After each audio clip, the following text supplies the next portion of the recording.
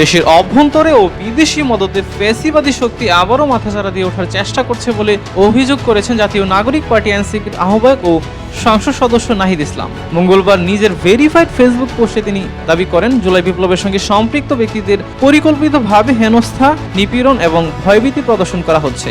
নাহিদ ইসলাম বলেন, এর মাধ্যমে আওয়ামী সন্ত্রাসী রাজনীতির সহিংস ও নির্মম চরিত্র আবারও জাতির সামনে প্রকাশ পেয়েছে। তিনি অভিযোগ করেন, দীর্ঘদিন ধরে আওয়ামী লীগের পক্ষে জনমত গড়ে তোলা কিছু ব্যক্তি ও গোষ্ঠী এখনও ফ্যাসিবাদী শক্তির পক্ষে অবস্থান নিচ্ছে। পোস্টে তিনি আরও দাবি করেন, বিদেশে পাচার করা অর্থ দেশের কিছু গণমাধ্যমে বিনিয়োগ করা হচ্ছে এবং ফ্যাসিবাদী শক্তির আর্থিক সহায়তায় নতুন নতুন গণমাধ্যম কার্যক্রম শুরু করেছে। এ বিষয়ে তথ্য মন্ত্রণালয়ের কাছে জবাবদিহি দাবি করেন তিনি। নাহিদ ইসলাম বলেন, আদালতের নির্দেশনা অনুযায়ী ফ্যাসিবাদী শক্তির প্রচার বন্ধ করতে হবে এবং তাদের পক্ষে জনসমর্থন তৈরির চেষ্টাকারীদেরও বিচারের আওতায় আনতে হবে। একই সঙ্গে জুলাই গণহত্যা সহ সব রাজনৈতিক সহিংসতার বিচার এবং আওয়ামী লীগের বিচার কার্যক্রম দ্রুত শুরুর আহ্বান জানান তিনি।